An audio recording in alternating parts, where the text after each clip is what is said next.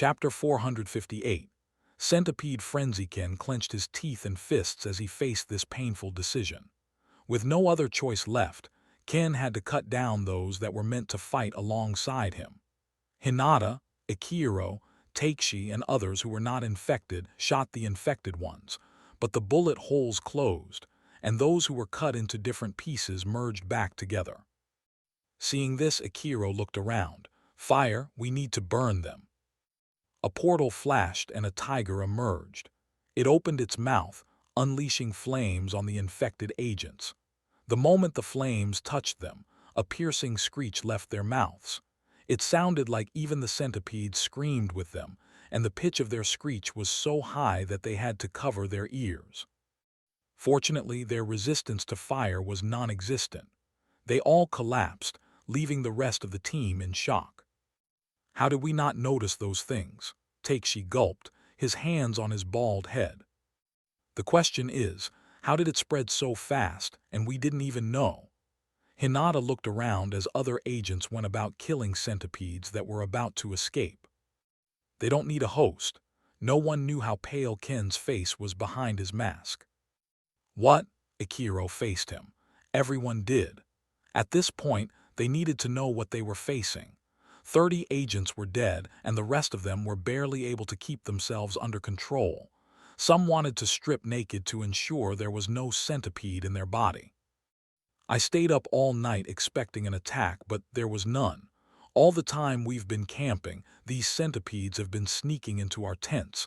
I think they're able to enter our bodies without our knowledge." Ken faced Ikiro. "We need to go." Hinata squatted before a dead centipede. It was black with bright red legs and about as long as her index finger. Then, she looked at the huge centipede on one of the burnt corpses tied to a stake. Did this thing grow that big while being inside a person's body? Her eyes trembled. "It clearly did," Takeshi shuddered. "All right, it's clear every moment we stay here we risk being infected, so we need to leave. But first, everyone must be examined. Move in pairs. Both will examine each other." Ikiro ordered, and everyone dispersed to check themselves. At a corner, 2 female agents removed their clothes. The first one glanced at the second one. "Rika vomited on you." The second glared at her. "I hit those things off. I'm not infected." As she spoke, her eyes went to her abdomen where something small moved beneath her flesh. Her eyes widened. The first agent saw it and pulled out a gun, but the second jumped on her. They hit a half-burnt wooden wall, collapsing into the building, both struggling for the pistol. Eventually, the second agent overpowered the first and got the pistol. She aimed it at the first one as she panted heavily. "I only have to get home, and this thing will be taken away. I can't die, not here and not like the others," she said while glaring at the one on the floor. "Kill me and they'd know something is wrong. I can't let you bring this thing to Tokyo." The first agent responded firmly, but the second sighted something on the neck of the first. "Is that so? Go ahead then." She dropped the pistol on the first agent, then rose to her feet. As the first agent stood up, the second chuckled. "Kill yourself first. You're also infected. Shoot me and they'll also want to search you." The first agent's eyes widened in horror as she felt the centipede crawling from her cheek to her forehead, then into her scalp. Everywhere it passed felt itchy, forcing her to scratch. "The pistol is in your hand," the second agent said once more. "You can either kill yourself or hold it in. Once we get back, I'm sure we can be cured." The first agent trembled, but put her pistol back into its holster. Both of them went back to the group. Ikiro looked at them. "Anything?" They both shook their heads. "Let's go then, we've checked the trucks." Ikiro marched for the trucks. Others joined him, and everyone quickly found their spot. Takeshi sat in the driver's seat of the second truck, and the second agent sat beside him. The truck's engine roared to life, and they drove off, heading back to the gate at high speed. It had taken them more than 2 days to get here, but at high speed, they could reduce it to a day's journey or 10 hours. Ken sat atop the third truck. His mind kept replaying what happened to the agents. He brought out his diary and began to sketch the centipede. I don't know how long those things were inside them, but I have little details of what I think they can do. 1. They can't be sensed. 2. They move within the body without causing pain. 3. They reproduce at an uncanny rate. And 4. Those heavily infected can't be killed with anything other than fire. He was silent for a long while as they went past grasslands. If there is no cure, then those infected are already on a death sentence. Unfortunately, I don't know how to avoid being infected, and we have to know the state of Tokyo. While he pondered, Takeshi discovered the female agent, well kitted in her helmet, mask, and armor, was twitching. He ignored it at first, but it had been over an hour now, and her twitching grew worse. Then she began to scratch while looking out the window. Takeshi's eyes narrowed. One hand was on the steering wheel while the other reached for her. Right at that moment, the sound of a flute echoed. Takeshi went straight for a pistol without a care in the world. He would rather kill a normal agent than risk being infected. But when the female agent snapped her head toward him, Takeshi's heart almost fell out. Centipedes burst out of her eyes, and she vomited a great deal of centipedes and white mucus from her mouth, splattering them all over Takeshi. He mashed the brake, slammed the door open, and fell out as the truck drifted, then crashed with a loud sound. Takeshi's screams pierced the air as he kept hitting the centipedes on him and ripping off his armor. A man with a weapon capable of killing demigods was overwhelmed with so much fear. He looked untrained. Other trucks screeched to a halt. Ken wasn't able to focus on Takeshi as he noticed a commotion in the truck he sat on. An eerie laughter echoed from a bamboo forest not far away. Ken realized the team was already doomed. Die, Hinata, who drove the third truck which Ken sat on the top, screamed as she stomped on the centipede that an agent at the back seat vomited. They were everywhere in the truck. Gunshots rang out as some agents pulled out their guns, blasting bullets into the bodies of the infected female agent, but it did nothing. Two bolted for the door, slamming it open and jumping off. The truck came to a screeching halt as Hinata mashed the brake, then bolted out.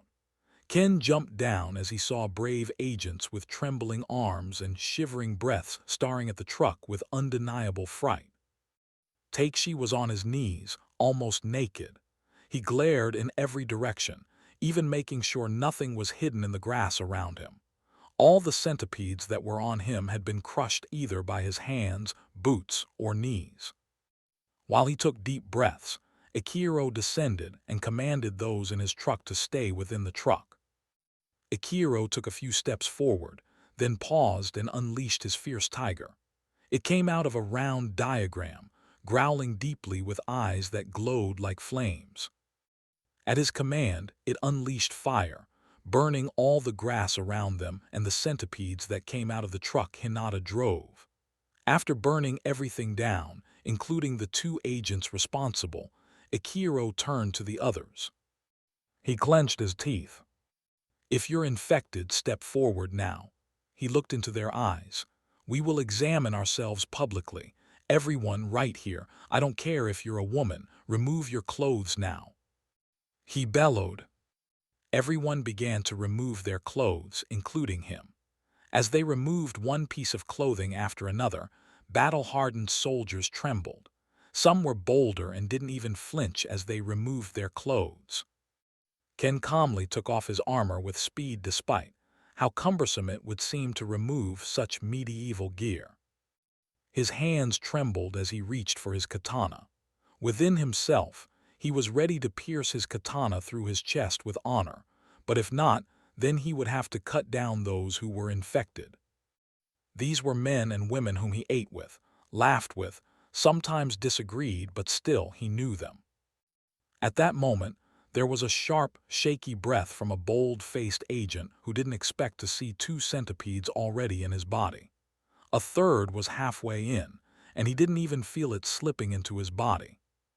His eyes went wide, and the next moment his head was off. Ken flicked the blood off his katana, then slowly sheathed it. "Burn him," he muttered. Right then, 4 agents turned to flee as they summoned portals, but those portals cracked and died as Ken flashed with uncanny speed, taking off their heads and slicing them apart before they could even form a thought. Blood splattered on Hinata's face, causing her to tremble. She quickly wiped it off as if the blood was no different from acid. Then her eyes went to Ken, who slowly sheathed his katana as his hands trembled non-stop. Ichiro's tiger burnt the infected before they came back together. These people came here to fight for their nation. They don't deserve this end. Ichiro grieved as he looked at the burning, infected agents. "By the way, I heard a flute. It's the second time and it causes them to act out," Takeshi said with heavy breaths. "I heard nothing," Ken responded. "I heard it," Hinata said as she unleashed her summon and mounted it. This was where she could feel safe. They all looked at Ichiro, who frowned. "I heard nothing." "But we all heard it in the town. Does that mean we only hear it when we're around the infected?" A female agent with a pretty, baby-faced face covered with sweat from fear asked. "Or when there's a centipede around. Most likely in a host," Ken added. "Secondly, I think we're being attacked, so we won't be able to make it back to the gate." "That must mean something has happened in Tokyo." Ichiro clenched his fist. "I don't think so. There's no doubt an infection must have gotten there, but I think it's dormant and it's spreading.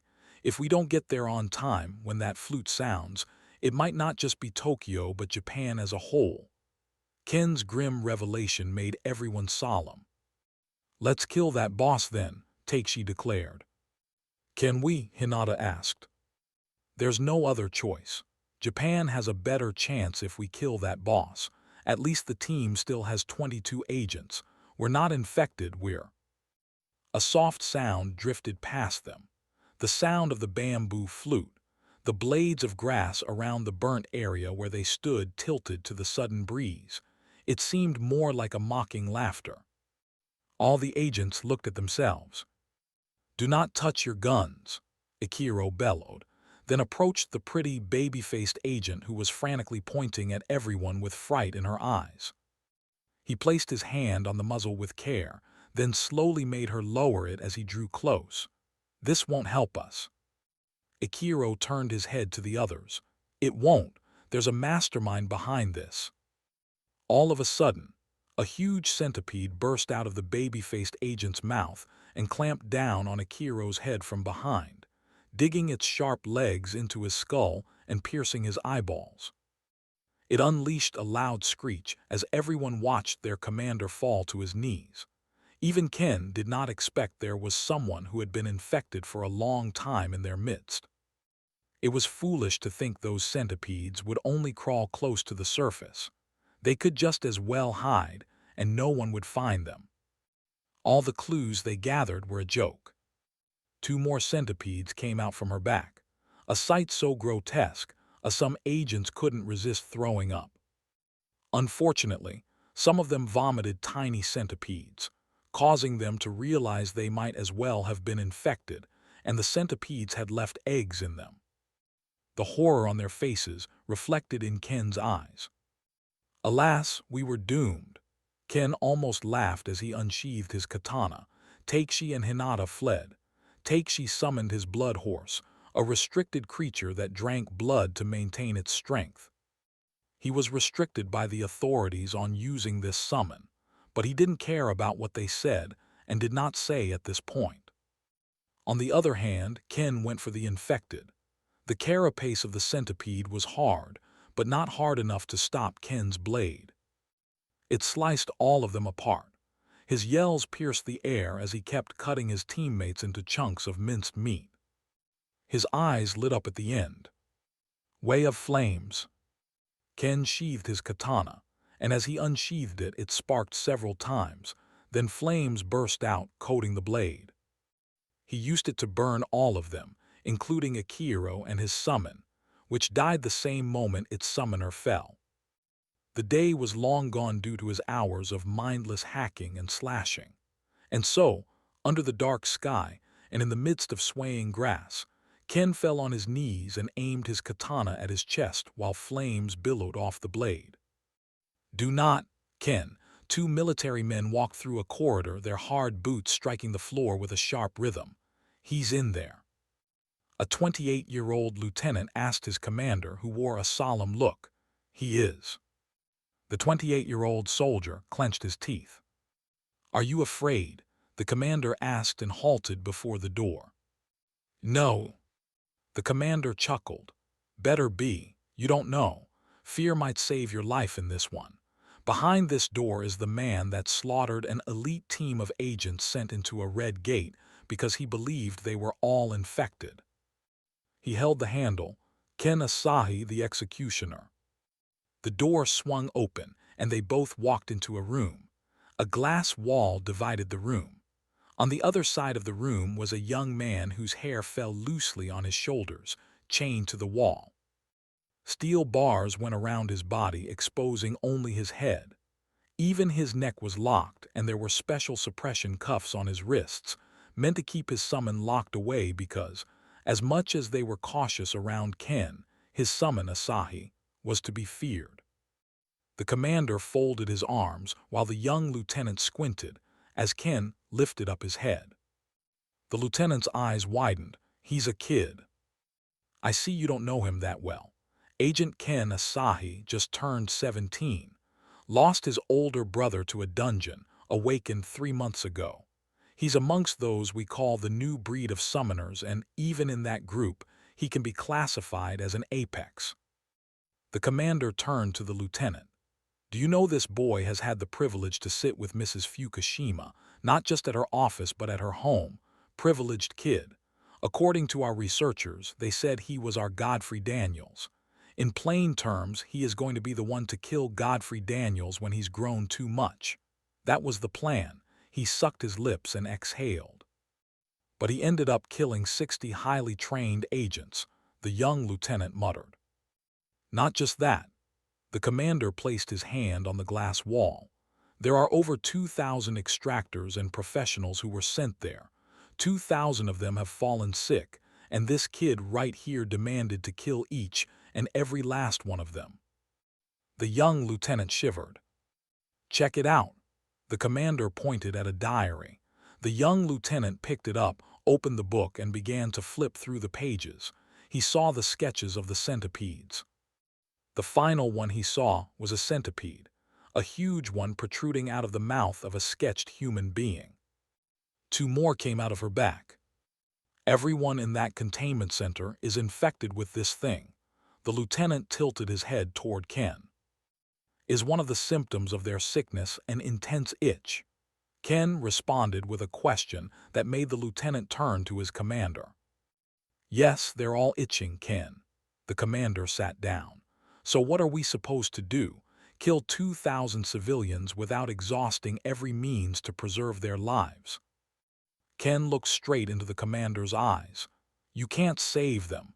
This isn't an illness that can be cured." He glared at the commander. "It's a plague." "Is that so? Well, we've recorded the recovery of 50 people so far. They're perfectly fine now. They don't even itch." All forms of expression on Ken's face died one after the other until only utter shock was left. "Did you do an X-ray?" "Because of this centipede on the woman you drew." "Not when they left, but most patients have gone through an X-ray, and I don't think a centipede can grow this big in the span of a day." "The boss of that dungeon is creating an army. Kill that army or live knowing for the rest of your life. You were the last line between a monster and millions, yet you blew it." "Is there nothing else of importance you have for me, Ken?" the commander asked after shrugging off Ken's words. When Ken refused to speak again, he got up. "Why is he chained like that?" the lieutenant suddenly whispered to him. "Because he came back saying he's infected and his goal was to clear the others. So we locked him up. He's a soldier who has gone insane.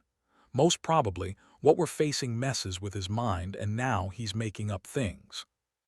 The commander replied while eyeing Ken. "We've seen no centipede in the containment center. Now I believe there's a pandemic. There's something in that dungeon that makes people sick, but it also makes people insane. And concerning your question, that young man has the strength of a demigod. All these restrictions won't stop him. Nothing in our world can stop a demigod except another demigod. So, those cuffs don't guarantee our safety. They don't. His heart does.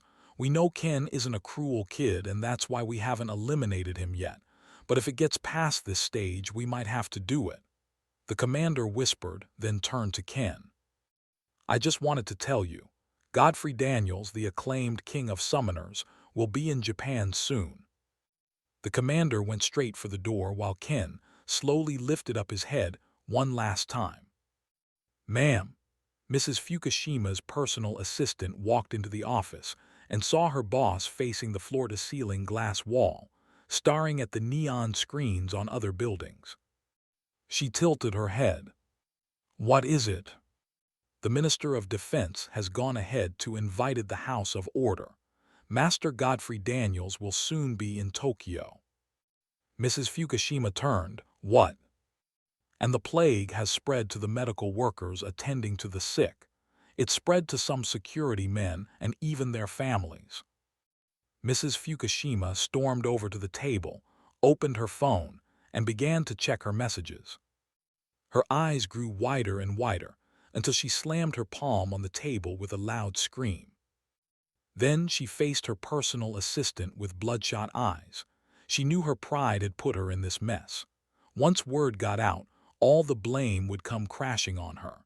This could risk the authority of the seven heads, or her nation could even be kicked out in favor of Paris or Berlin. Make sure the public knows what's happening. Put the blame on the House of Order. We called for their aid and they refused to come at the scheduled time. And make sure the minister is silenced.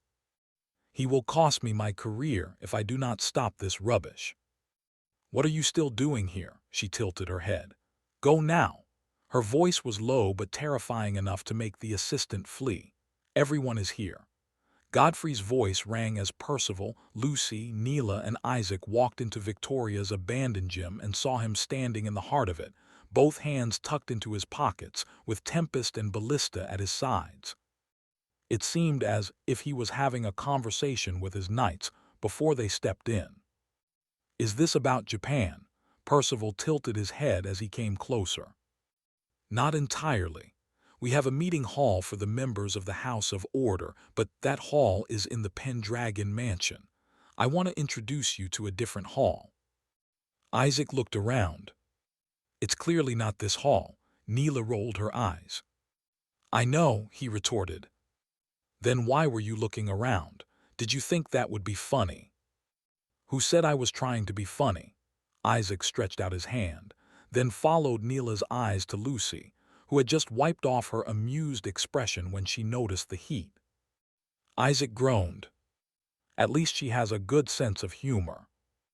Neela scoffed with a look that showed she was about to lash back, but Godfrey interrupted by summoning a huge door that touched the lofty ceiling. Every other part of the room suddenly became dim as the mighty doors, etched with symbols of knighthood and valor, slowly opened, unleashing a wave of golden light and mist that swallowed Godfrey. Only his silhouette and that of his tall knights were visible to his friends. Follow me. Percival raised an eyebrow, then squinted while Isaac tapped his shoulder and ran past him. Let's go. Lucy took his right hand while Neela elegantly followed behind, her arms crossed with a certain laid-back poise. The last thing the hall heard was the sound of her heels striking the floor with soft, attention-grabbing steps. Neela's eyes narrowed when she found herself before a massive castle in the midst of the woods. The walls had fallen, but the place still had majesty. Her eyes settled on the knights far away, marching in clean rows into the forest, but what caught her attention was the knight with two swords strapped at his waist, standing on the top of one of the castle's towers, staring right at her. She couldn't see his eyes, but she felt uncomfortable just from his gaze. This was the first time she had seen Solstice, so what was going on? Forcing herself to turn away, she followed the others, who were enthralled with the environment. The almost golden walls, the neat night formation marching in the distance, Ballista's falcon flying about in the sky. They eventually got to a different place where there were two curved trees on both sides of a door. They were in a courtyard, a large one, not inside the hallways of the castle. Right before the door stood Mountain, his gaze solemn. His entire aura felt much larger than him, and it was so stoic that Godfrey's friends felt like they had met him for the first time. On the other hand, Lysander sat on the branch of the tree on the right side, one hand on his folded knee as he leaned on the trunk. "No need to open the door. I'll be the one to do it," Godfrey said aloud before he even got close. When they were finally close, he pushed the door open, revealing a large hall with a round, well-carved wooden table in the heart of it. There were about 12 chairs around the table, and Isolde was already sitting on one. Godfrey spread out his hand. "There are runes on each chair. My alchemists made them, so they chose wisely. You can be summoned back to that seat every time there's going to be a meeting here." He sat beside Isolde. Everyone else looked at themselves, selected a chair, and sat down. Godfrey exhaled as they all looked at him. "I've been contacted by the Minister of Defense in Japan. Apparently, the plague is already in Japan, and they want us to kill the boss while they try to cut down the spread of the plague. We didn't have Lucy and Percival. Now we have them. We can win easily this time," Isaac replied. "That's not how it works," Isolde responded, turning her head to face him. "I'm going alone." Godfrey's declaration made everyone frown. "From all indications, I don't think anyone can survive the infection. And even if there's a means, we don't know what it is. I have 10 summons. That should be enough to be safe." "You're proposing to go to a top-class ruination dungeon alone, knowing fully well there's a good chance you'll die." Percival's eyebrows creased. "There's always going to be risks, Percival. Unfortunately, the reward from this dungeon might not be enough for all of us, so we'll spread out. After this dungeon, I'll surely break the ruination stage, and our world will be ascended. Do you know what that means? It means whoever has the highest tier in this stage has the power." Godfrey focused on Percival. "You won't be one with the water spirit forever. Use this chance. There are gates in North America, severe ones that you can clear with Lucy. A monarch can't be killed by anything less unless you have a peculiar skill, and none of us has that. A sovereign can compel you with their voice. How do you fight that? And we don't even know what a god king or queen can do. If you're not at that same tier, there's no hope in a fight in the realm of gods. The competition is tougher. More importantly, I might not be the same. So it's best you guys are strong enough to stop the other me from doing something stupid." When Godfrey saw there was no argument anymore, he entwined his fingers and leaned forward. "Iso, you will focus on the Pendragon. Their relationship with you is strained. You need to get back their loyalty while they're pained by whatever loss they've suffered from the ruination. Also, search for new dragon summoners before they're snatched." Isolde nodded. "I'll also meet Mr. London. There's no way he's giving up 700 million for that dungeon. I'll go with your father, and we'll be back with at least 1.8 billion. "Wow," Isaac and Lucy gasped. Percival's eyes widened slightly while Godfrey blinked twice. "Am I going to join you?" Isaac asked. "You have the 4 cities to watch, especially Anya Bane and what she's doing in these cities while you reduce the death rate." "So you're going to Japan alone then?" Isaac sighed in disappointment. "But I'm not alone. I have the Golden Order." Godfrey leaned forward. "Remember, you can all return here at any time, especially when you're in danger. Just don't get locked in whatever cancels teleportation. I wish everyone good luck." The next day, Godfrey arrived at the Pendragon Mansion and went for the woods in the mountainous region where nature thrived. He had not been here for over a year now. He arrived at the edge of a cliff, gazing down at the small town in the valley below. A diagram flared up beside him, and Lysander walked out. When he saw the small town in the valley, He stiffened for a moment. He could see his daughter chatting with another elf. Her smile was bright, and though his eyes softened sadly, a smile appeared on his face. "Don't you think she should know that you're alive?" Godfrey folded his arms. "How do I serve if I return to my people? I was their chief, they relied on me. If I return, it might pose a problem to my service." "Why are you so loyal, Lysander? I'm just 19 and you're like 1,000. I used you to fight for a cause that isn't truly yours, so why?" "I once worked as a servant of the most sacred place of elven land, the heart of the world tree, and I stole its most sacred drop, the water of life, and it made me live longer than other wood elves. We wood elves have a lifespan of 500 years. The extra years were a result of what I had done. This eternal life, I could have spent it chasing after strength, but I've always been the type to exercise caution. I'm also a slave to morals. But I died during that battle. This man before you is a general, your general, and your battle is my battle. Let the past be the past." After Lysander said all that, Godfrey smiled. "And I'm your king." He patted Lysander's armored back. "General Lysander, this is your king's decree. Return to your past." Lysander took a step away and faced him. "But you need me. I gave your daughter a promise. Even though I did not tell her, it's already a promise long overdue. I'm also going to grant you a fief as large as your eyes can see in Patan. Elves have been a fantasy for a long time in my world, but in the one I'll build in Patan, it will be different." "But, General Lysander, don't deprive yourself of what you also want. I'll take care of myself. Go down there, I'll sit here and watch." Godfrey sat on the floor, then looked up. "Don't tell them I'm here." "Will you summon me once more?" Lysander asked. Godfrey chuckled. "Of course." Then he smiled warmly. "Take this as another form of service."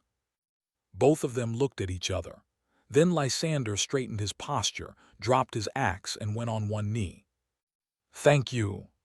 Forgive me for ignoring your own needs. Now go on. I want to see how they react." Lysander rose to his feet, then leaped off the cliff. The air rippled and exploded at the might of a progenitor soaring into the sky, almost as if he was about to vanish into the clouds. Then gravity pulled him down with great force, resulting in a loud tremor as he crashed right outside the town. Dust and wind merged as one, sweeping out and blinding the wood elves. The guards saw a tall golden knight walk out of the fog, with an axe in hand, as his cloak was disturbed by the troubled wind. They lowered their spears and bows, thinking it was one of Godfrey's knights. However, they were also puzzled by the ears this knight had. Lysander slowly removed his helmet. "Don't you remember your chief?" Everyone's eyes widened. From several hundred feet above, Godfrey watched as elves swarmed Lysander. When his daughter jumped into the embrace of her father, a smile graced Godfrey's face. He nodded and exhaled heavily. After what happened in paradise, he felt firsthand the relief and joy of his parents lifting such a heavy burden off his shoulders. They felt like heroes, shrugging off the cost of such a deed. What his parents did renewed him. It brought back a strange confidence he never knew he had lost. Godfrey shut his eyes and opened them again. A huge door appeared in the elven town. Lysander looked up, then led the people through the gate, where they appeared before a vast mountainous region.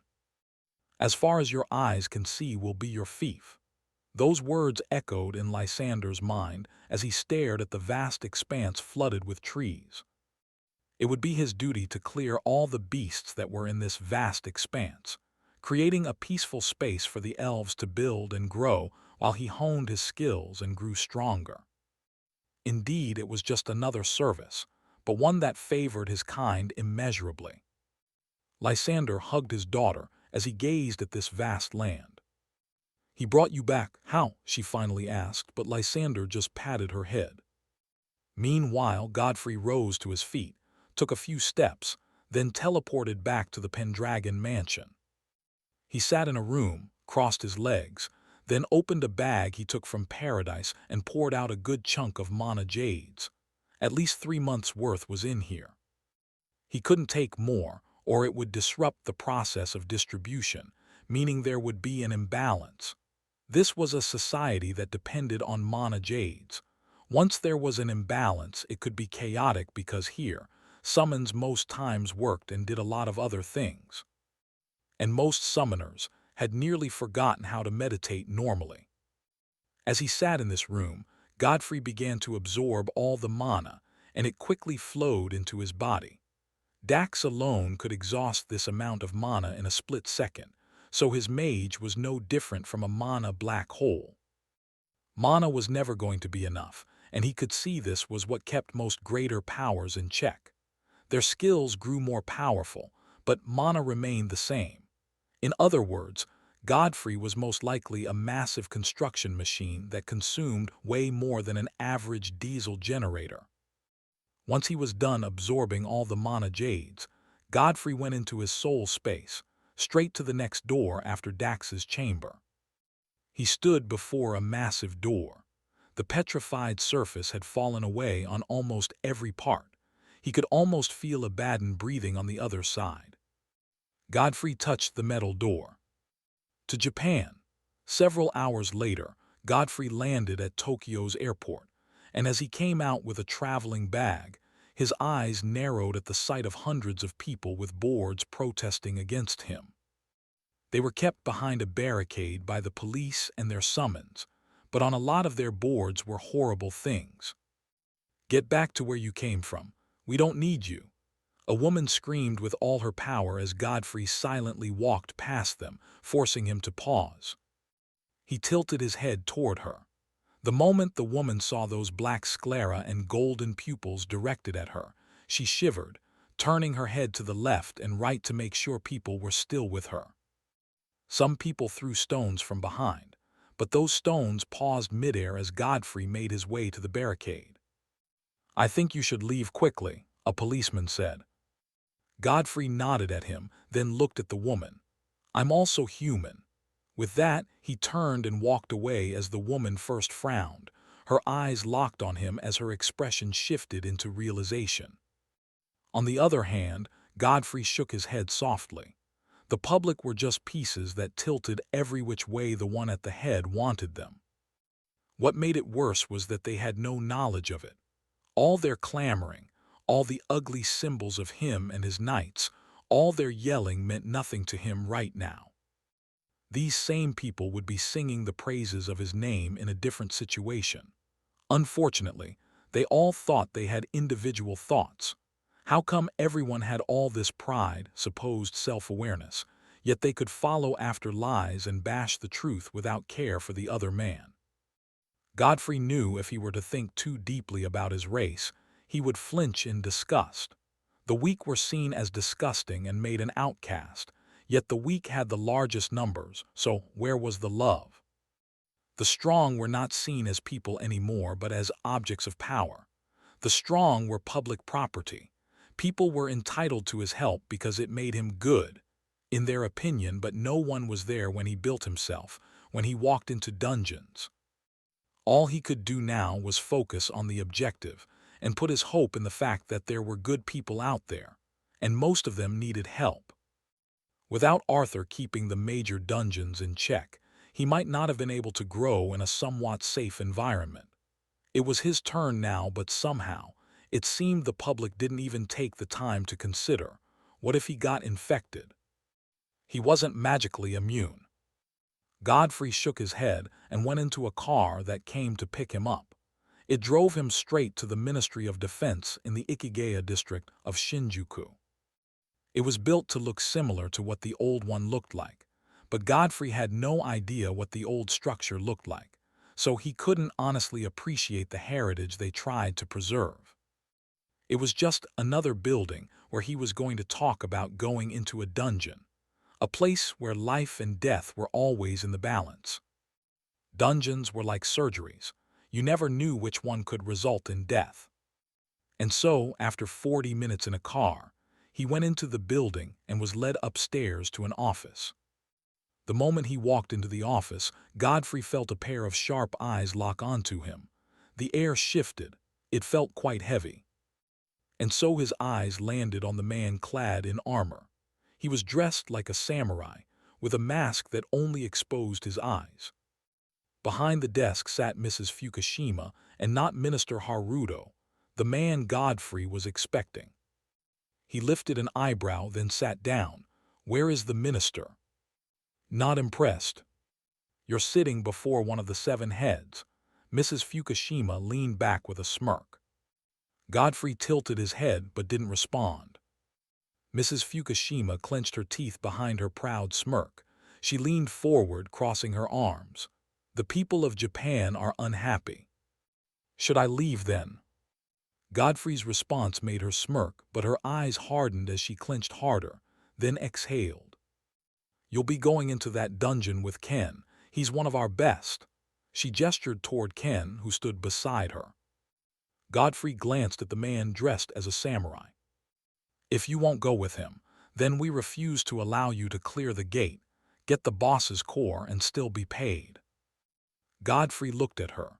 "As long as he doesn't get in my way, I also won't guarantee his safety. If you agree to those terms, then I don't have a problem." "I agree. Now about the payment."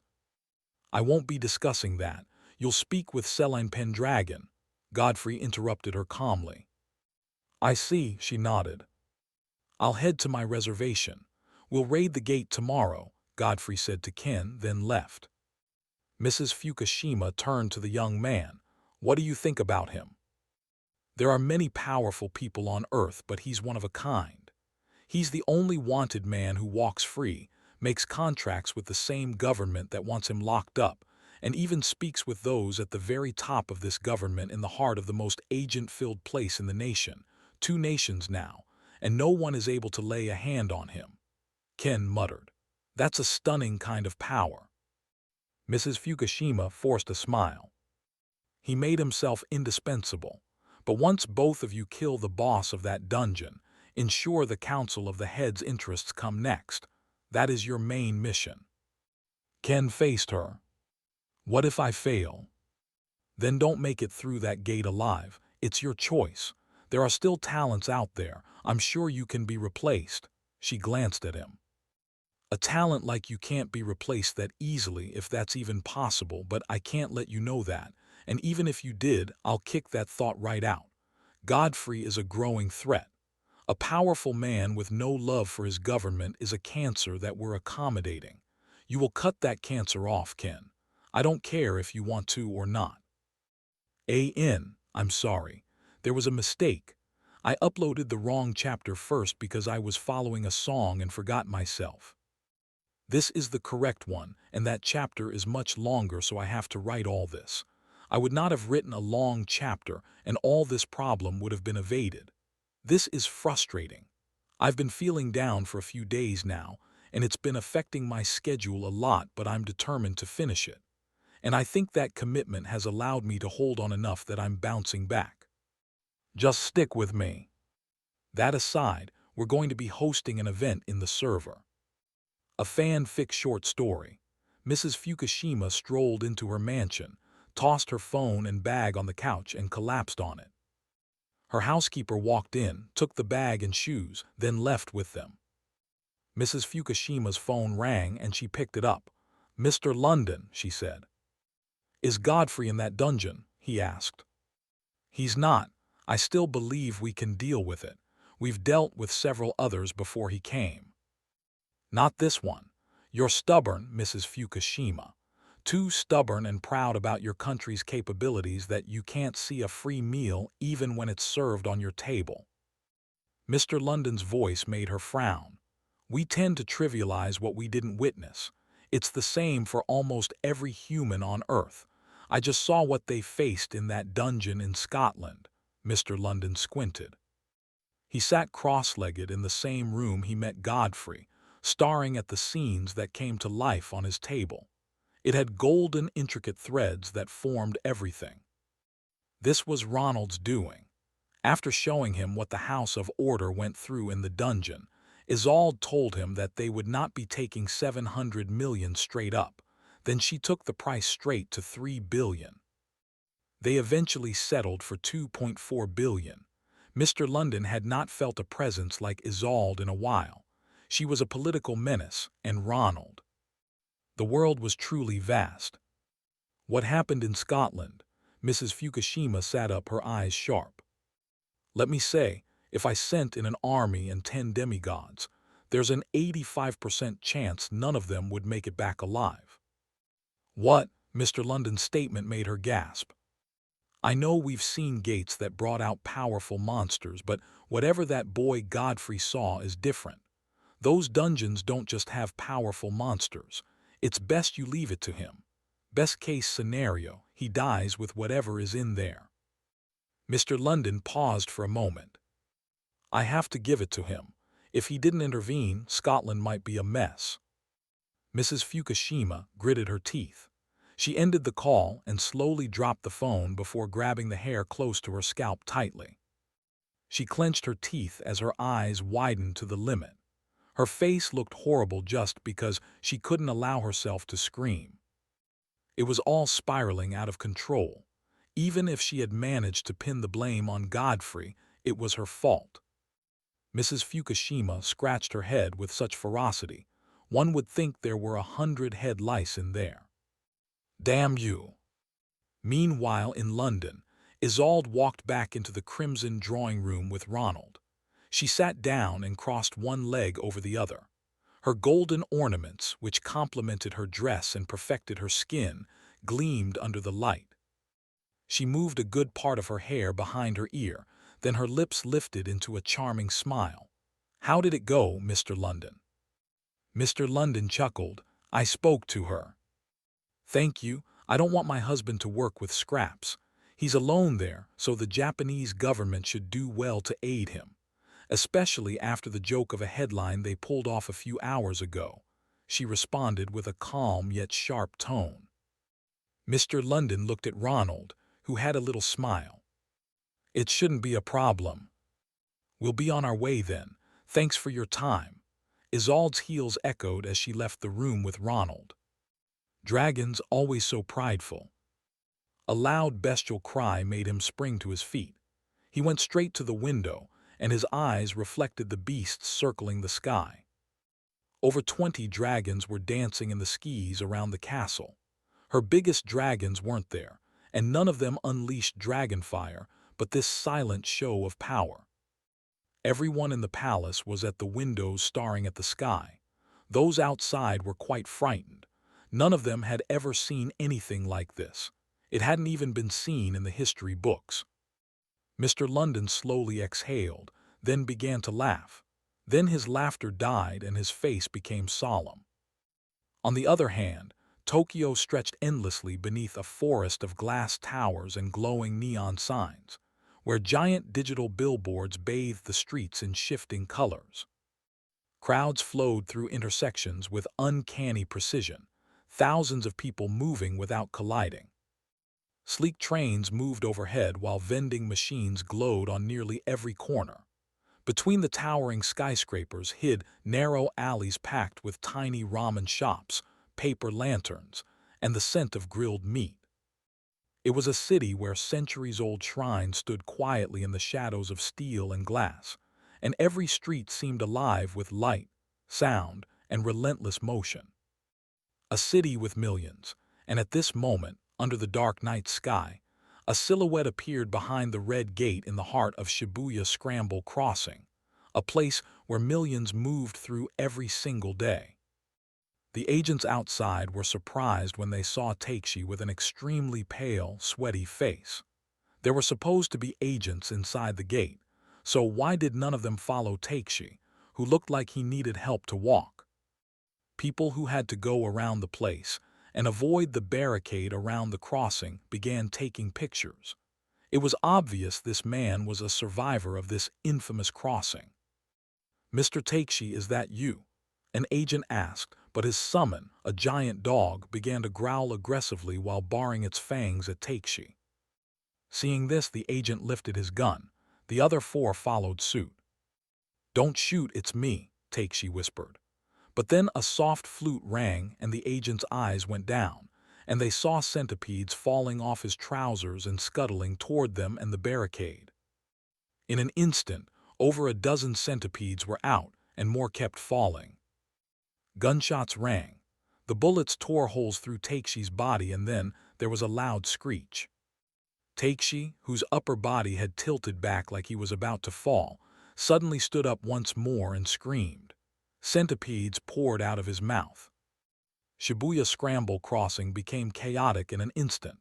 People scattered as they screamed. Right at that moment, the sound of a flute rang in the containment center far away. And suddenly, about 2,000 people began to vomit. Some people held their throats, their eyes bulging out. Some jumped on those attending to them, vomiting centipedes on them. Some medical attendants were pinned down as centipedes found their way into their bodies. Screams tore through the containment center as countless centipedes scuttled out. Gunshots rang. Beasts roared. An agent used echo to manifest claws, and he dismembered those coming for him, but to his shock, they came back together. His eyes widened. A woman held his head as others dragged him. She pried his mouth open, and a centipede jumped out of her mouth into his own. They left him, but the agent stabbed his own head, killing himself before the infection could take root in his body. In some homes, doctors began vomiting. It was the same for their families and those they and their families had met. In one night, at the sound of a soothing bamboo flute, thousands fell to the plague. Shibuya was already in between the mandibles of the centipede. Godfrey sat in one of the top rooms of a hotel, meditating on his bed. 3 months' worth of mana wasn't that reassuring when he was about to enter a dungeon. Summoning his knights would not cost much mana, even if he summoned all of them. All of them could be around him for days, and he would not lose more than a week's worth of mana, and that amount can be recovered if he meditated consistently. However, once they began to use skills and enter black-out states or golden light states, the amount being consumed would increase dramatically, and running out of mana brought this sick feeling. Worse, it was hard to recover mana once it was entirely depleted because of consistent consumption that resulted in stunted growth. One way or another, he had to find that man whose summon could grow fruits packed with decades' worth of mana. Gods would clamor for such a man. They could wage war for him, and there was no doubt he was already in the clutches of the authorities. Godfrey opened his eyes, exhaling slowly. Making sure Isolde went back to handling Pendragon matters was crucial. Our network is damaged. We need to rebuild and expand, or soon enough, someone else will snatch the new dragon summoners and form an opposing force. He descended from his bed, cracking his neck and stretching his muscles. Sitting in that one spot for hours was one of the unappealing aspects of attaining strength. Meditation demanded patience, a trait he lacked gravely. Godfrey picked up a gauge tablet and pressed the lower part of the screen. It scanned his finger, the home page opened, and a number came out. 40, peak titled God tier. A long sigh left his lips as he headed for the curtains and pulled them apart, revealing the floor-to-ceiling glass wall. When I break that limit, the sun will once again rip through those clouds. It's really depressing seeing dark clouds every single day for several months now. His eyes were locked on the dark skis, then he looked down. His reservation was in Shibuya, a few minutes' drive from the crossing, so when his eyes went to the street, all he saw was chaos. Godfrey's eyes widened at this. He knew he would have sent Ballista to watch over the gate and also investigate the containment center, but he couldn't risk losing mana. He was currently in a management crisis. Losing more mana than required for the dungeon would undoubtedly result in his death. One could say he was no different from a man with limited oxygen, so each breath had to be accounted for.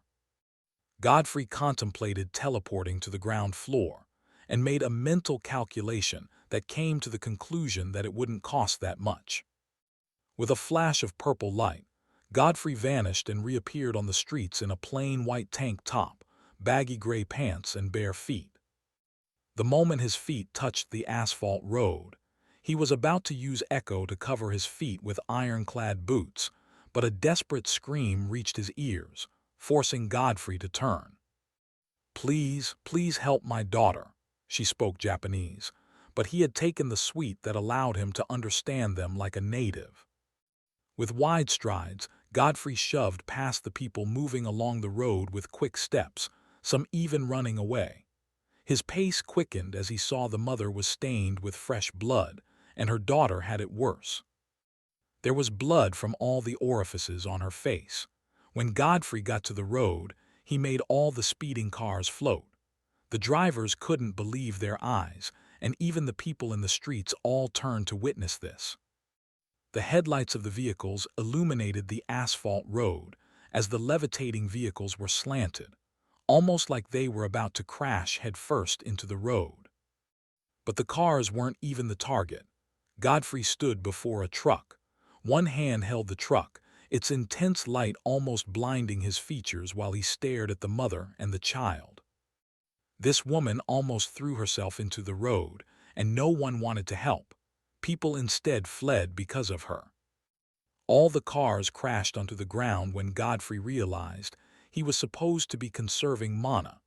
Things like these were basic for a being of his tier, but his mana level had made him extra conscious.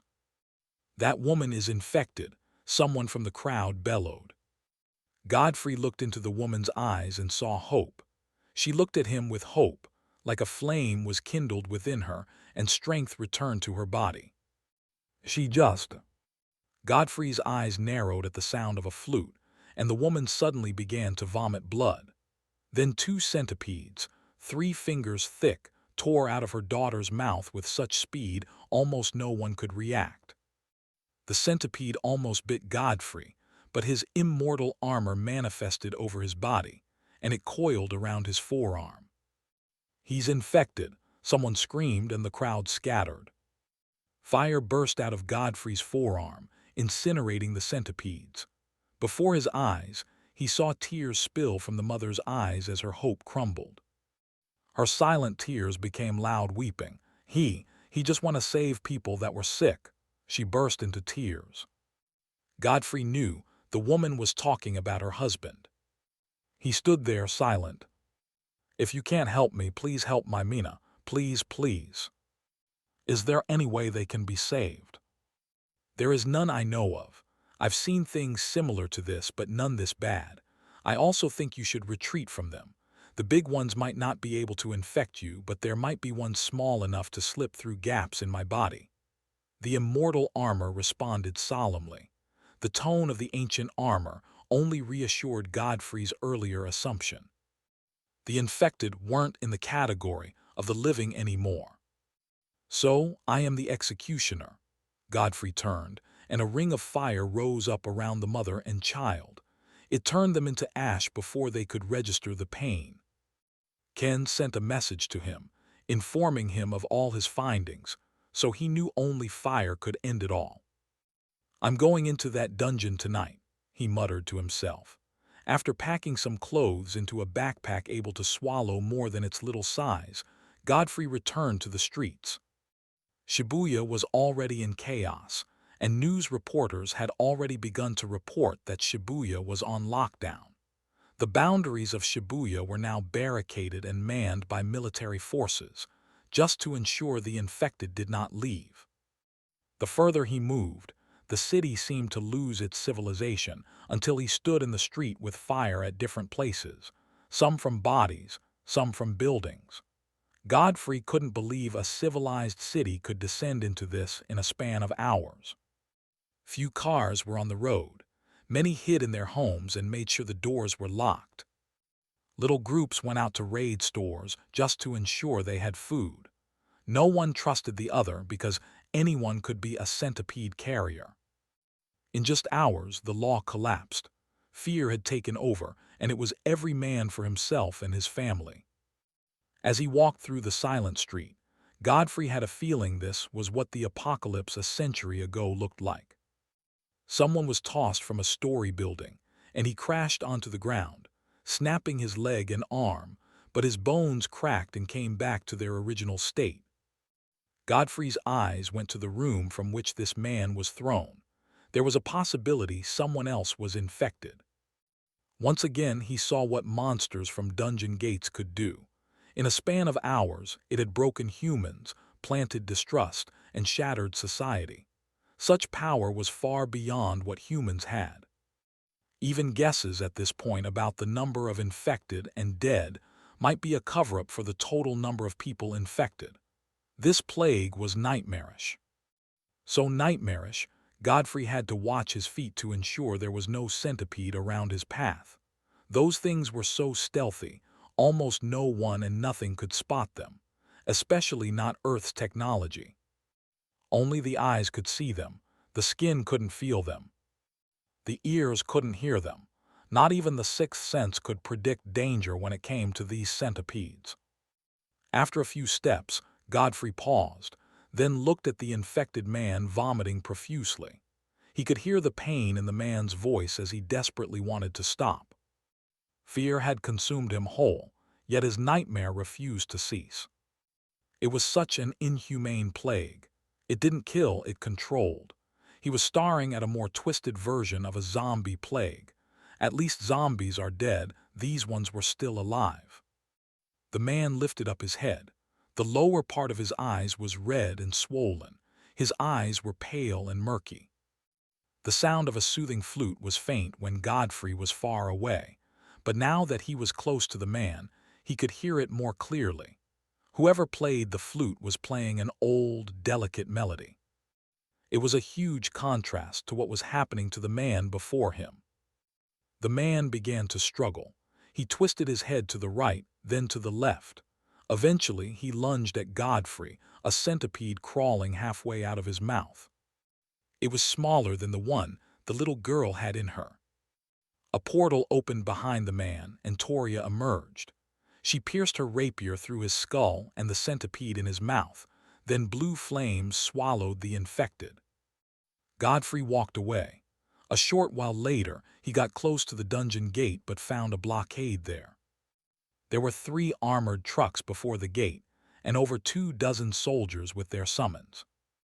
"Look at him," Ken said to a young woman caressing the neck of a massive bear with a saddle on its back, lying face flat on the ground.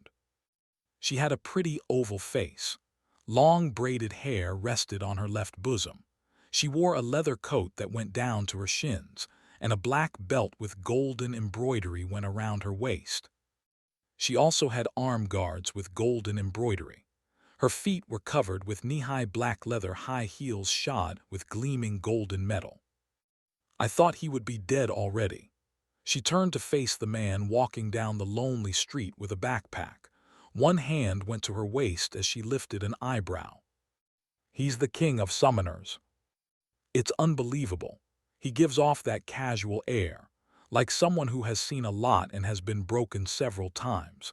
Seeing him in person, you realize he doesn't match his feats on screen.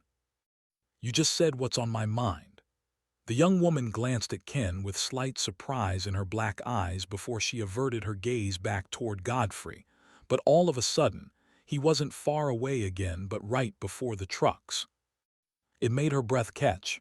"That was scary," she whispered. "What's going on?" Godfrey asked, staring at Ken. "We sent a message to you but received no reply, so orders were for a strike team to be set up with the objective of killing the boss tonight." Ken replied like he was giving a report to a higher official. "Only you and I are going into the gate," Godfrey replied as he went straight for the gate, but the young woman with braided hair stood before him. "I hope I didn't hear wrong. Only you and him are going into an open dungeon. Did you hear about that place? It could be as large as Tsushima Island. How do you expect to find the boss in the fastest way possible?" "So you're the boss tracker?" She nodded at Godfrey's question, then stretched forth her hand. "Pleased to meet the master of the House of Order. I'm Ima and Shibuya is in disorder." She chuckled softly. "People are dying. This isn't a joke, Mrs. Ima," Ken replied. Emma's face became solemn as she eyed Ken. "It's Miss Emma. Don't make a mistake about that, and for God's sake, people are dying. Are we going to drown in sorrow then? We might as well die of depression before we get there." Godfrey walked past her. "Let's go then. I hope your bear can move fast," he stated. They were about to enter a dungeon with its own civilization, a whole different world. Emma was painfully necessary, unfortunately. Godfrey looked at his surroundings. He was no longer in Shibuya, no longer hemmed in by towering buildings on both sides of the street, but on a hill. There was a path made due to several people walking through the same place, and that path led down to a half-burnt and completely abandoned town several dozen feet below. The water wheel still spun. The wooden bridges made of hand-carved planks were still there. Godfrey couldn't really speculate, but he knew he had stepped into ancient Japan, a pocket world made by the mana tree.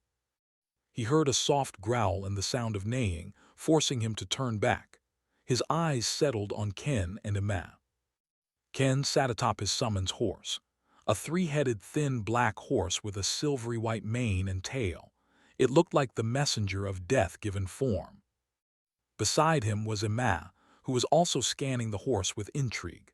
She leaned on her bear, one hand supporting her chin as her bear walked slowly. "Tracker," Godfrey said. Emma glanced at him. "I remember I told you my name is Emma." She clicked her tongue and gently tapped her bear. It began to sniff and walk around. Godfrey tilted his head. He didn't understand how this worked. Seeing his puzzled and expectant face and Ken's eyes always following her, Emma decided to speak up.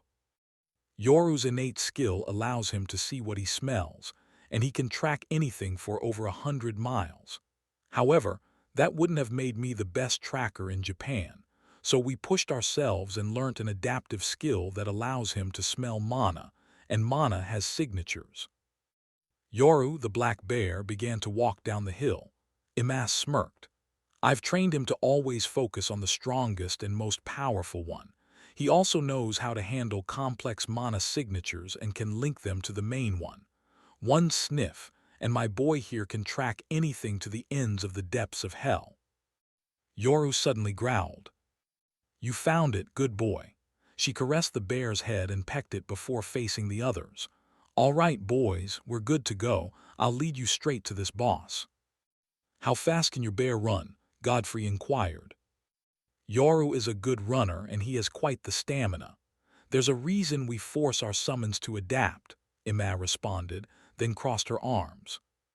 "I heard you said no trucks, so where's your own ride?" A portal flared up beside Godfrey, and Solstice walked out. He knew Solstice would not be pleased to carry others on his back, but as long as they could keep up, then they should be able to get to the boss faster than the first team. "Is he going to ride the back of his knight?" Emma lifted an eyebrow. She wouldn't judge. As a freelancing summoner, she had seen a lot of stuff, most of it absurd, but if the knight could run, then it was fine. But before her very eyes, a massive fog billowed out of Solstice, engulfing the entire place. A deep growl made her eardrums tremble, and the fog dissipated rather quickly, revealing a regal golden dragon whose two spiral horns aimed for the sky.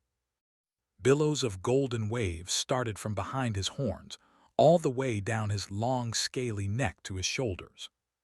Solstice's size as a dragon made their summons look really small. Emma blinked several times, then turned to Ken like she expected an explanation from him. Godfrey climbed and sat on the sun dragon's back. "Can your bear lead us in his claws?" His question made Emma's eyes widen. Her facial reaction was all Godfrey needed to know the answer would be a no. So he held onto Solstice as the massive dragon took a few steps and spread out his vast wings, blocking Ken and Emma from the sun. As they rode, Emma would look at the dragon that cast a shadow over them. Then she turned to Ken. "I thought he was some humble king," Emma shouted. The wind was quite fierce because of their speed, and a softly spoken word would never reach Ken's ears. Ken tilted his head toward her. "We ride under his shade. Isn't that better than facing the heat for several hours straight?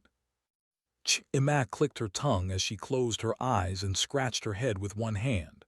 I can't be with this boy. Yoru bared his fangs at Ken while they ran side by side. Seeing this, Emma spoke up quickly. No, Yoru, it's not his fault. Then she smiled. He can be overprotective, she explained. Ken snorted, forcing Emma's eyes to widen. Don't be petty, he's just a kid. Don't be petty, he's just a kid. He's a kid, Emma, get it together. She recited in her head, only for Ken to glance at her from the corner of his right eye. Focus. That one word threw Emma off.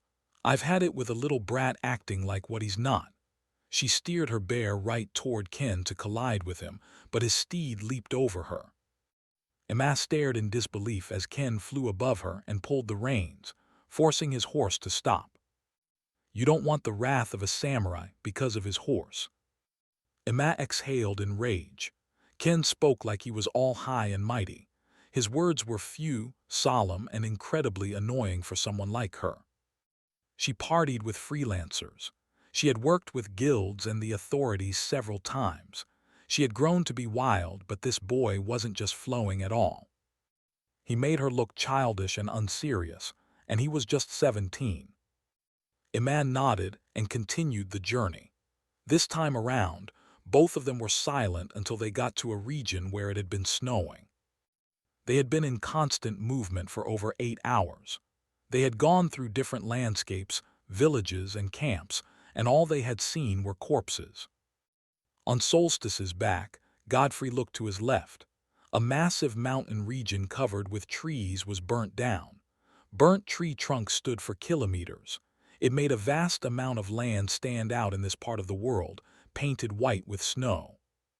Ken couldn't take his eyes off it, and even Emma's face became solemn. This plague was eating up the place. It was the most horrible thing they'd ever witnessed because resting at the feet of a great number of those trees were scorched bones. A few more hours passed, and the skis didn't just darken, they also met a blizzard. The fierce wind resisted their movement. The snow on the ground quickly piled up the further they went, and the cold was near numbing.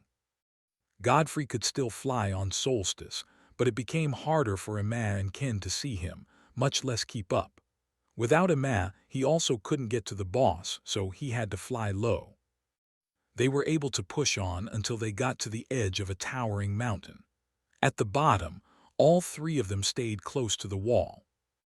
Solstice maintained his dragon form and formed shelter for them with his wings. Within Solstice's wings, Godfrey manifested a small fireball in his palm, then looked at Emma. You're kidding. Emma stared at him with wide eyes. We'll literally freeze to death here. This is a dungeon. We feel cold like normal humans regardless of tier. We need to wait out this blizzard. Godfrey sat on the snow. I'm tired. His voice rang, and Emma exhaled heavily while Ken slowly sat with his legs crossed. We've moved for so long, more than 10 hours at minimum. Everyone is tired, Emma muttered. Then let's rest. Let's rest while thousands of people out there become infected and die in one of the most horrible ways possible. Some people are going to scream as others pour gas on them and burn them. Some are going to drown in fear from the moment they see a centipede in them. They'll try to hide it and end up infecting others against their will. It could be a mother's child, a son's father. It could be anyone right now. Godfrey paused, then locked eyes with Emma. I know by the time we get out, there will be at least 10,000 or up to 100,000 infected. What does your beast say? If we have to go over this mountain, we'll go over it, and then we can rest. Emma bit her lower lip. She looked away from him. These people have said things about you. Do you really want them to favor you this much? Favor? He lifted an eyebrow.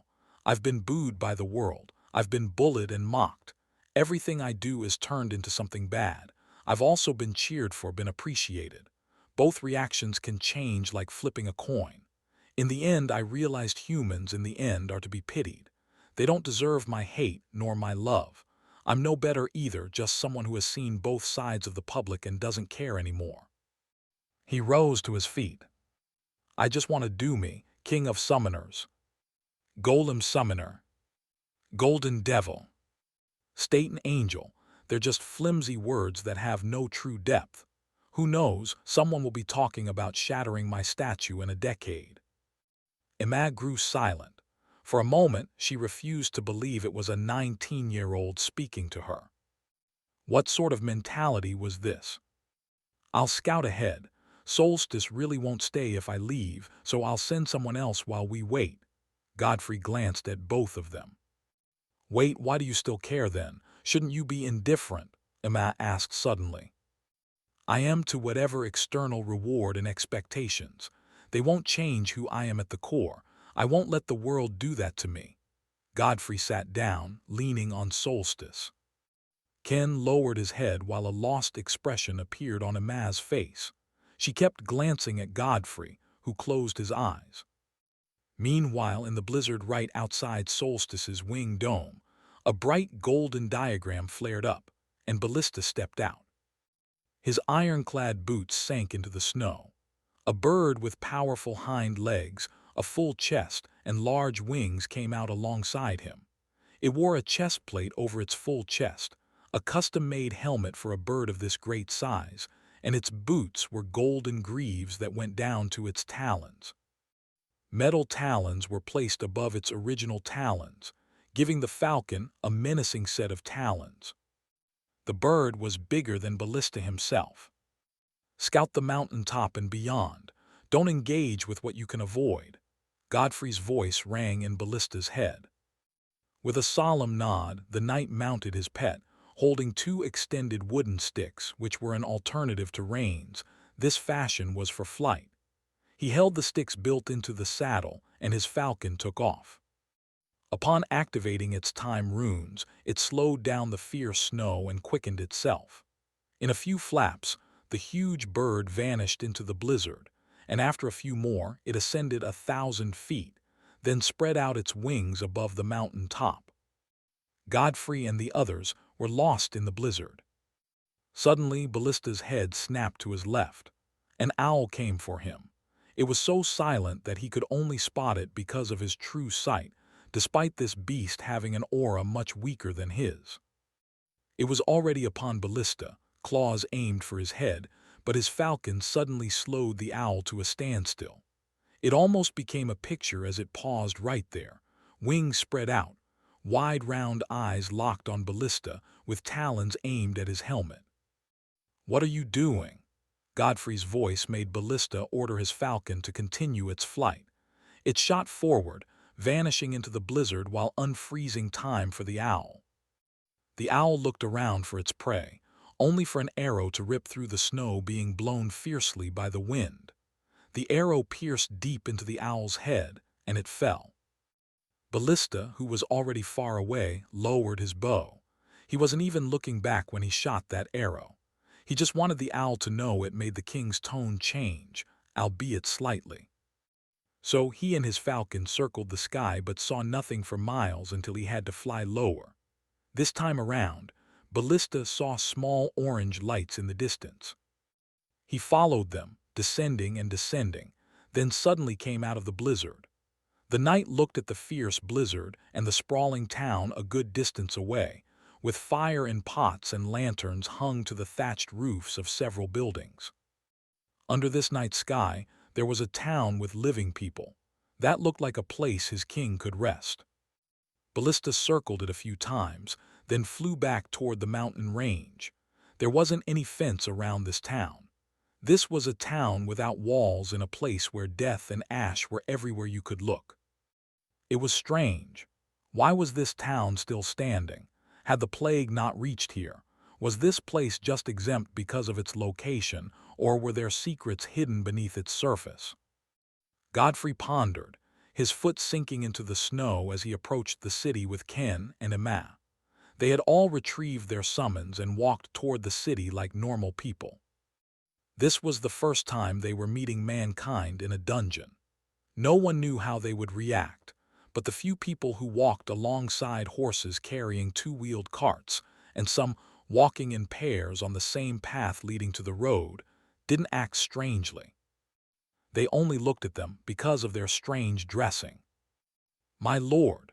Some of them greeted Ken with a bow, causing Emma and Godfrey to glance at the 17-year-old, whose face was hidden behind his mask. They think you're a samurai, Godfrey whispered to them. So we're going to meet samurais. That's quite cool.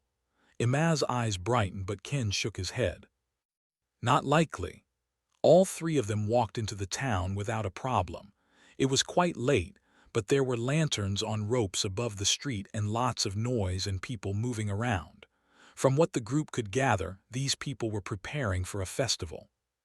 Visitors from far away. A man suddenly called them and gestured for them to approach with a wide smile.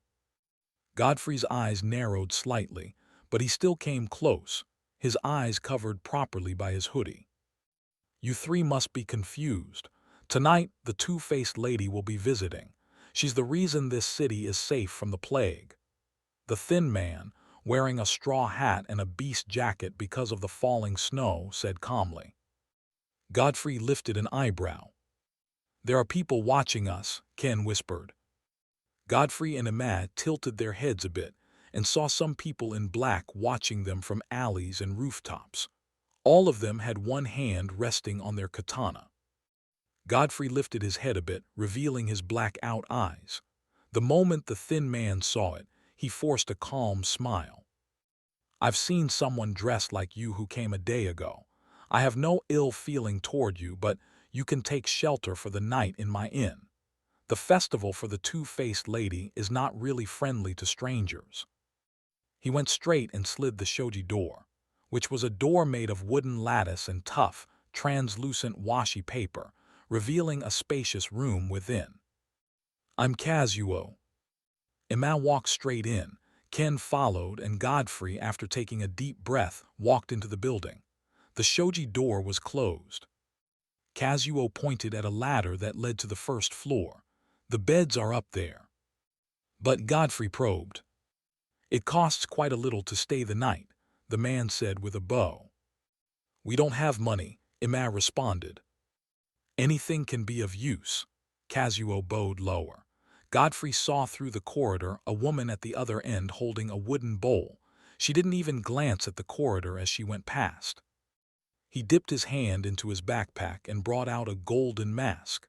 The mask he had gotten from the dungeon where Dirge first fought for him. It looked ornate. Have you ever heard of orcs? Godfrey tilted his head as Kazuo eyed the mask. Kazuo's eyes went to the left, then to the right, then he slowly shook his head. It's a different word for Oni. I took this mask from a powerful Oni I killed.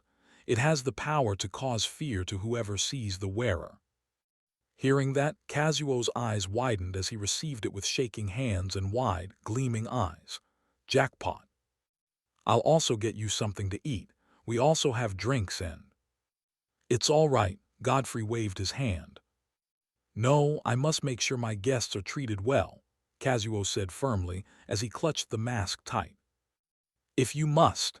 Godfrey didn't bother pushing it and went to the first floor with Ken and Emma. They saw straw beds with quilts on a clean wooden floor. There were 2 wide windows, big enough for a man to go through. As they chose a bed, Emma sat and tilted her head at Godfrey. I felt like you were lying when you spoke about that mask. It was from a demon orc which, if put in a different category, could be an Oni. And if you see anyone in the dark wearing that mask and coming at you, you'll at least feel threatened, Godfrey replied while he examined his bed. Then he sat, leaning, placing his folded arm on one knee. You see, I wasn't lying. Emma closed her eyes and shook her head a bit. The more I look at you, the less I see. Stop looking then, Godfrey replied and laid down. Emma scoffed, then her eyes went to Ken, who leaned on the windowsill watching the streets. That man, Kazuo said, someone dressed like us came here a day ago. His voice rang and he turned to face them. I think it's Hinata. Hinata, Emma sounded confused. A captain that came here with me and the first team. If she's here, that means she either escaped the plague or is here with it and is about to spread it to these people. Emma laid down. Didn't you hear about these people's two-faced lady? She protects them. You believe that? Ken retorted. No one cares if I believe it or not. These people are safe. Not one case of an infected here, and they know fully well about the plague. Don't you think something is keeping them safe? Ken faced the windowsill. Hinata is in this town with us. The only problem is we don't know where or what she's doing. Two men opened a bamboo cell and walked in. Within it was a woman covered with dirt, with messy hair and rotten food all around her. Her eyelids were almost closed, and she looked barely alive. Tonight is the festival, and our sacrifice can't be presented to the two-faced lady looking like this, one of them said. You need to eat and look healthy. The other chuckled as a huge man's shadow blocked the moonlight from entering the cell. Hinata's eyes narrowed as the man stormed toward her, grabbed her throat, and forced her mouth open. The first man poured water into her mouth. Drink water. You look like you could die with one step. Hinata struggled, water spilling from her mouth, but the other man quickly stuffed food into her mouth, and they flushed it down with more water. Once they were done, all three men left the cell and ladies came in. They dragged Hinata out of the cell, her feet scraping the dirt floor, leaving a trail. Hinata's eyes were dark. She had wept for an entire day after they forced her to consume food she suspected was loaded with centipede eggs. The itching confirmed it. Today, she managed to gather mana but refused to use it. She was already infected. More centipede eggs made no difference. Her eyes glowed softly, two-faced lady. That was her target because she believed that could be the boss. In silence, Hinata allowed herself to be thrown into a scented pool and was bathed. All the dirt was washed off, and her skin was scrubbed like a bride being prepared for the groom. But she knew what she was being prepared for. After the bath, Hinata was taken to a room where two women dressed her in a white kimono, tied her hair into a bun with a golden hairpin. Then they beautified her face with their cosmetics. Hinata remained looking broken externally, but internally her heart was set to finish the mission. The flute that would seal her fate could be blown at any moment. There was no life after this. Killing the two-faced lady would be her final task. After everything, she was chained and the women left the room. The door was closed, shutting her in darkness. Back at the inn, Godfrey laid on his bed, staring at the rafters. He was exhausted from over 10 hours of movement but still couldn't sleep, as this mission might be his last before he would confront death. Humanity's freedom from the ruination was right at the horizon, but so was his ugly fate. It's too silent and awkward here. What we usually do when things are this awkward is tell stories about our past. I mean, there's got to be good stories. I'm sitting with one of the greatest and most infamous talents, and a new one said to be able to rival the first. Emma looked at both of them with bright eyes. Ken turned and looked at Godfrey. So boys, let's have a talk.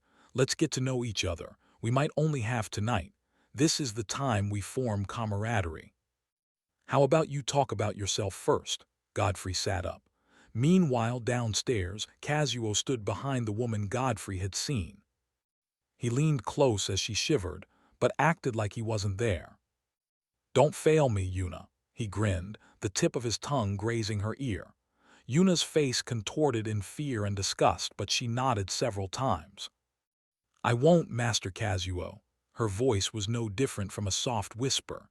Kazuo walked away to his room, sat down, and stared at the mask placed on a wall, right next to a pistol. The pistol was from his first foreign visitor. These ones were different, so he wouldn't play the same game. But he knew they would not end well regardless. Welcome to Omi Town.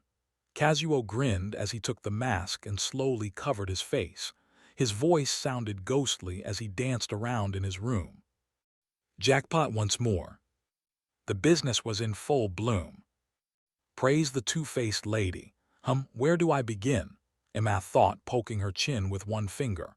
She pursed her lips in disappointment, then decided to just speak plainly.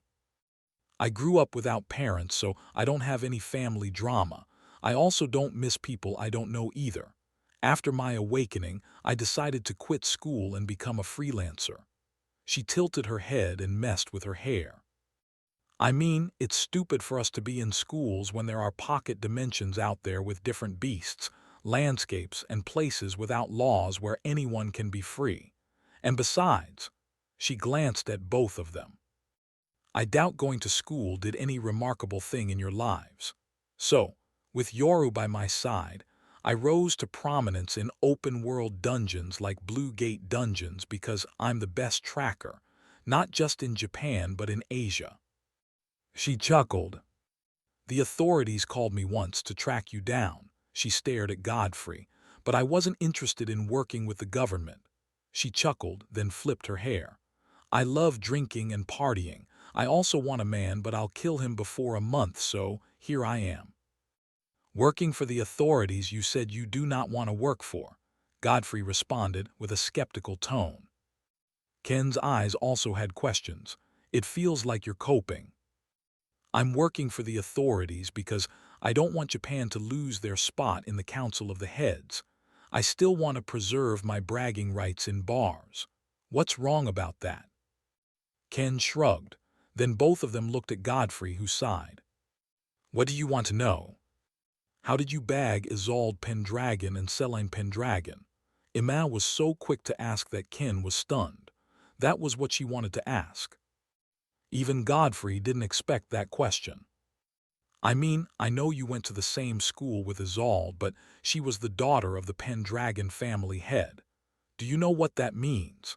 Let's say I understand you somehow wove your way into her heart. How did you get Celine? Emma leaned forward as if she wanted to see what Celine saw. Now, Celine is something else when it comes to looks. That girl puts models to shame. Like, where in the world have you been all this while? And there's you, the youngest widower. How did you, a crumbled young man, get together with Celine, a woman who was at the top of the world in literally every area? Godfrey blinked twice. I see now. You caught her attention with your strength. Reasonable. I heard you have a perfect night body because of the number of nights you have. She blinked. You're talking like a drunk person, and you haven't even taken a drink yet. Ken scowled while Godfrey slowly shook his head. You need help. Emma recoiled, hugging her knees and puffing her cheeks. I know. Ken turned to Godfrey. She's acting. Emma's eyes widened and she dropped the innocent, cute girl act. She flung her hair at Ken, then laid down. Good night. After Emma stopped speaking, silence fell into the room. Both young men sat in the faint darkness, unable to say a word to each other. I had a brother. Ken paused, his fists clenched. He felt embarrassed but still wanted to speak. He took a deep breath. He was a policeman, a high tier. There was a time he was esteemed, but in 3 years all of that fizzled away. New tiers were here and he wasn't up there anymore, but he was still patriotic. He made me love my nation. Ken's eyes swirled. Don't you know you're a star, Ken? You're special, and soon the world will know. He always told me that when I was depressed because I didn't have a summon. A few times, I slammed the door in his face and blatantly yelled that he should stop feeding me lies, but deep within, those things I call lies are what kept me going. He chuckled weakly. I would feel so much rage, accuse him of giving me false hope, and even call him the cause of my never-ending pain. I can justify all that by saying I was just a teenager, but he was going through a lot. It was tough for him. He had people out there to handle and me at home. There was no rest for him. He always carried people's burdens. Then one day, on my 17th birthday, the day the sky turned dark, I awakened. Ken lifted up his head. Godfrey was staring at him while Emma, who was pretending to be asleep, was listening with her eyes swirling with soft light. While people ran for shelter, I went in search of my brother. The thrill I felt, I can still remember every bit of it. But when I found him, he was already wounded due to the rampant dungeon breaks that occurred because of the mana eclipse. There were too many emergencies and no doctor or healer could attend to him on time, so he died in my hands, soaked in his blood. His death changed me. I suddenly became more perceptive, calmer, more analytical, a change that I believe came after grief and the feeling of hopelessness. Ken caressed the katana in his hands. Then the authorities found me after I began hunting down monsters, clearing one dungeon break after another. In less than a month, my brother's words came true.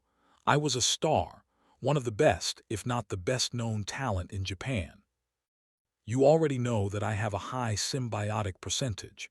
It made me as strong as a titled god, but in return, there's this pain behind my right hip. It's incurable, and once it flares up, my right leg weakens. It still doesn't stop my dream to live as a star, as a being that will make his mark in the vast skies, and I shall shine brightest before I die, even for a brief moment. He glanced at Godfrey. I will be brighter than the sun. Ima's eyes went from Ken to Godfrey. There's no need to try to be the sun.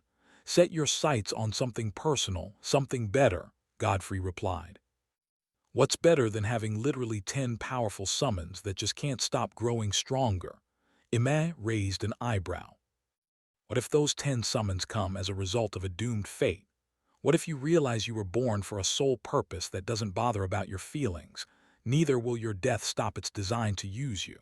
What if the person you love the most turns out to become the one manipulating it all, and what you thought was your life was just a well-organized scene, one after the other, to groom you in a particular direction? What if the sun is exhausted, but has to keep shining because of the people who live off its light? What if it's in pain? What if it wants rest, but what does that matter? We want to see the light every morning. We thrive in it. It's an essential part of our life. No one cares any less. Ima slowly sat up. Godfrey, who hurt you? Godfrey frowned. What could he say?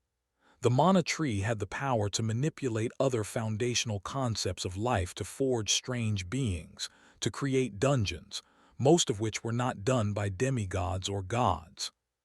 Who really hurt him? The mana tree. Wasn't that like being angry at the raging tide for drowning his ship and family members? Maybe for a moment it was acceptable, but keeping that hate for years would undoubtedly be foolish.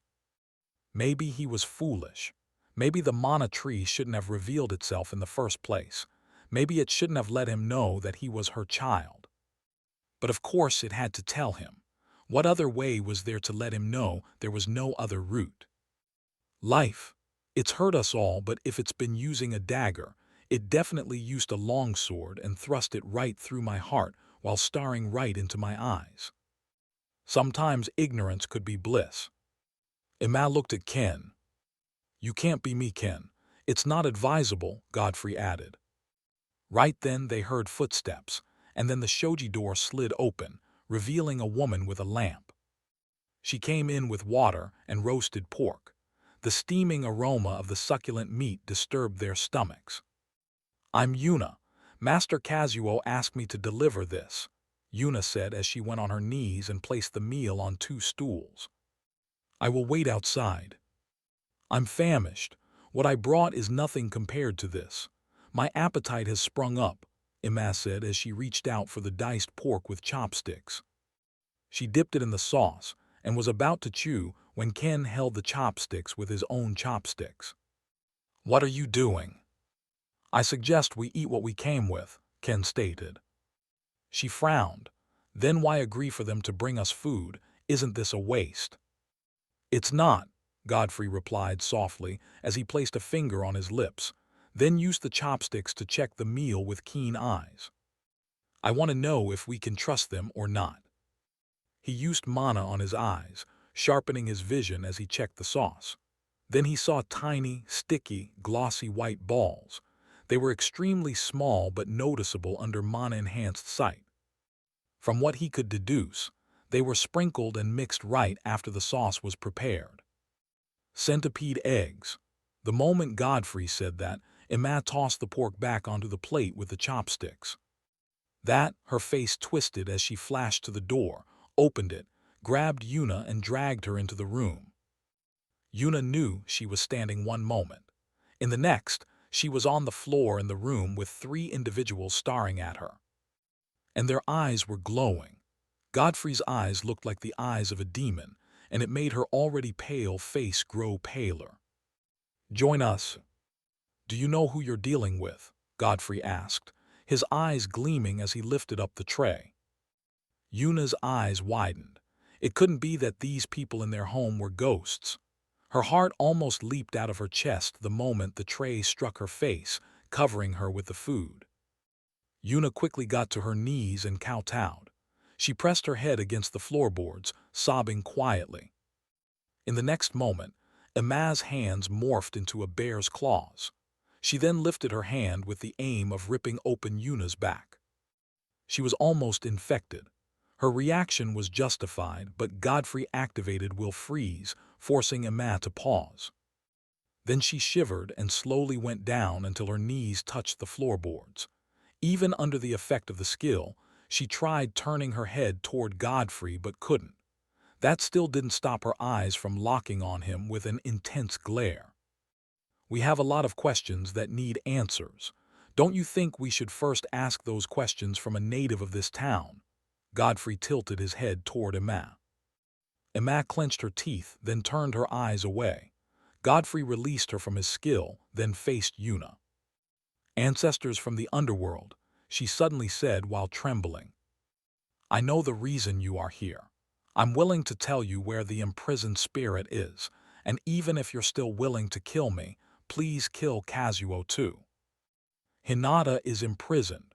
Ken frowned, but it wasn't visible since his face was hidden behind the mask. "We need sacrifices for the two-faced lady. If we don't provide sacrifices, the sound of the flute will bring the end of this town," Yuna said while trembling. "That woman was dressed like you. She will be in the temple. That's where sacrifices are prepared before they're taken outside the town and tied to stakes for the two-faced lady."